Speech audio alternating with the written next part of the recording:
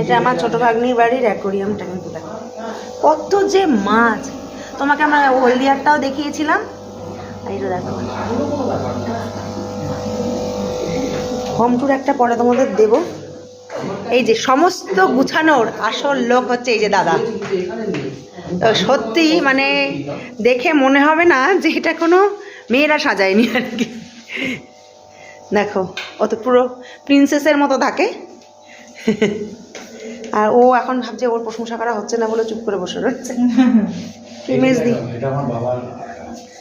হ্যাঁ 1914 দেখো ছবিটা দেখো খালি, কত 1900 কত বললে? 1934 সাল। 1934 সালে, ভাবো। হ্যাঁ এটা ছোট ভাগ্নির দাদা শ্বশুরের ফটোটা আমার বাবার আঁকা। বুঝতে পেরেছো তো, দাদা শ্বশুরের হাতে আঁকা। ভাবো ছবিটা দেখো কি অসাধারণ, দেখে মনে হচ্ছে ফটো তো, এটা কিন্তু হাতে আঁকা। বুঝতে পারছো? দাঁড়াও তোমাদের ভালো, এটা নিচতলাটা, দোতলা তোমাদের ভিডিও করেছি। এখানেও একটা ঘর একদম টিপটপ। হ্যাঁ এটা ড্রয়িং রুম, আর এটাও একটা ঘর, এটা হচ্ছে দাদা দিদির ঘর। তো দেখো ছোট জামাই এবার সব বোঝাচ্ছে গাছের ব্যাপারটা।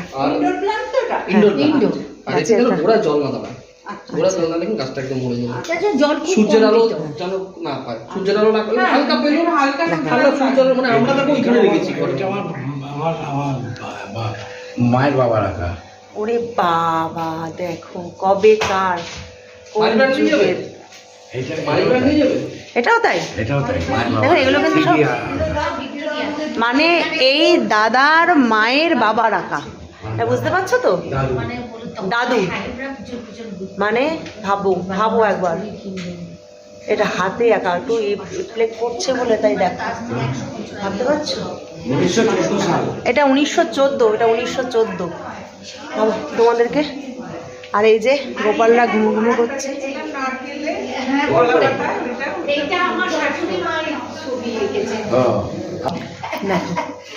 সব হাতে আঁকা, সব হাতে আঁকা, দেখছো?